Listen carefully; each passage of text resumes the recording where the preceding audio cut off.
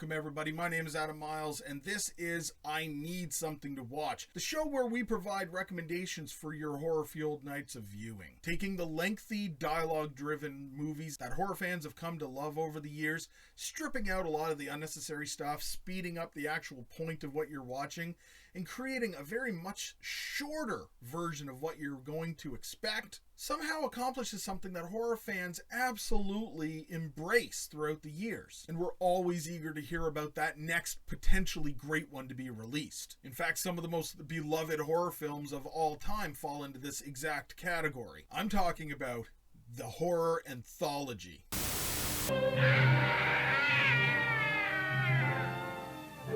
First recommendation of the night. This is actually a new anthology flick that just appeared in late 2020 on the streaming service Shudder. I'm talking about the Mortuary Collection. Directed by newcomer to feature-length horror Ryan Spindell, whose portfolio has mainly been short films, including one called The Babysitter Murders, an obvious title that was in homage to the John Carpenter's treatment title for Halloween. It was actually from this short film, The Babysitter Murders, that the idea for the Mortuary Collection came about. Ryan eventually wrote an elongated version, created an anthology film based around it, and expanded this universe and story. And not only that, they managed to get veteran actor Clancy Brown in what I think is an amazing role by him. So what exactly is this movie about? In the phantasmagorical town of Raven's End, a young yet misguided girl seems to want to work for a mortuary as an assistant. The eccentric undertaker chronicles the history of the town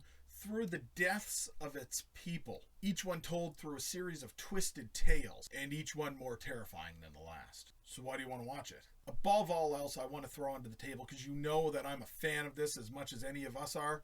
This movie is actually brimming with a whole bunch of really well done practical effects. Yes, there is a whole bunch of CGI as well.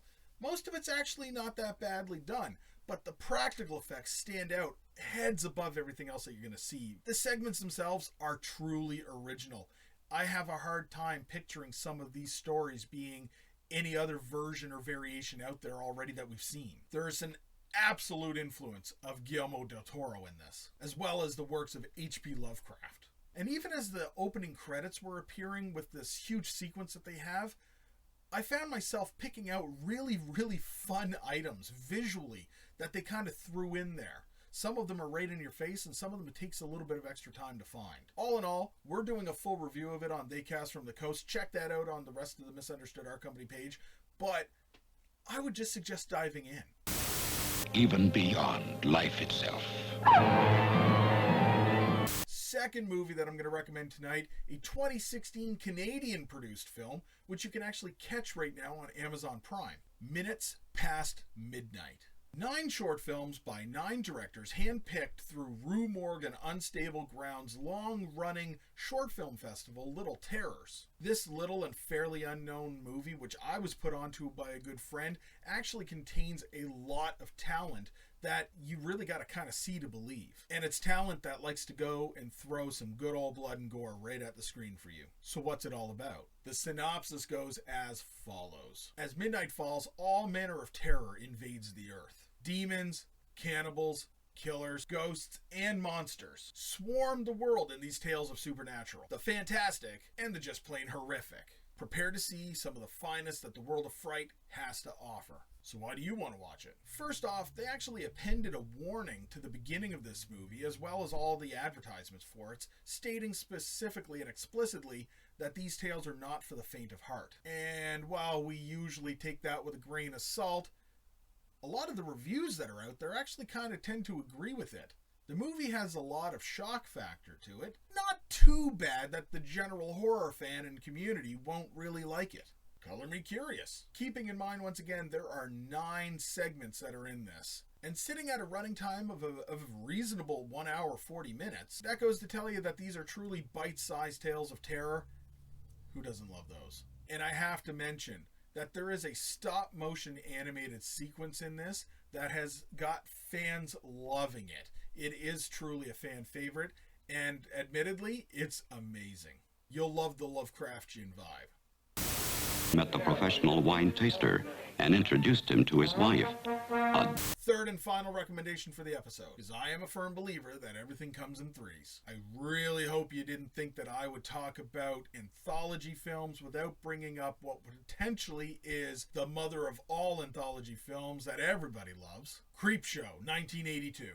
A pinnacle of anthology films, written and directed and effects work by a powerhouse trio, Stephen King, George Romero, and Tom Savini, and starring the likes of Stephen King himself, Ed Harris, Leslie Nielsen, Adrienne Barbeau, and Ted Danson. The movie kind of starts on a bit of a wraparound segment, where a younger Tom Atkins is in an argument with a younger Joe Hill, who plays his son, over a garbage comic book that he has that he thinks is basically pure smut. Once Tom Atkins has thrown away the comic book, feeling that he's won the conversation and argument, the comic book comes alive. 5 tales of terror are presented to the audience. The tales themselves are actually told by the Creeper. The first one deals with the demented old man who rises back from the grave to get the Father's Day cake that his murderous daughter never actually gave him. The second, my personal favorite, is about a lonely, dim-witted farmer who discovers a meteorite that turns everything into a form of plant life. The third is a story of vengeance about a vengeful husband finding his wife and her lover and burying them up to their necks on the beach. The fourth is a story about a long-forgotten creature that lives in a crate under the stairwell of a college. And the final story is about an isolated, ultra-rich, germaphobe, asshole businessman who gets his comeuppance from cockroaches. So why do you want to watch it? First off, I have to state that this is, as I feel, and so do a lot of other horror fans, the anthology flick that others aim to be. Each tale is expertly and wickedly crafted and filmed with an abundance of awesome practical effects, which, thanks to Tom Savini, stand up even by today's standards. Full of dark, comedic, twisted tales and storylines, this movie still talked about to this day with a high ranking from horror fans. And yes, like a lot of movies that we would consider comfort movies, I realize that you've probably seen this a million times already, but you know you want to watch it again. Make love to my wife and doesn't even talk to me. You're insane. Short and sweet, folks. I want to take the opportunity once again to thank you for joining me on this episode.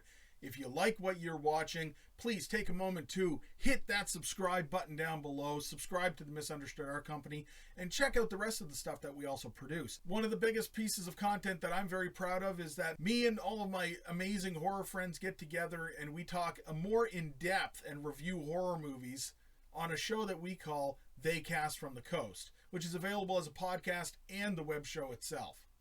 Until next time, keep it creepy.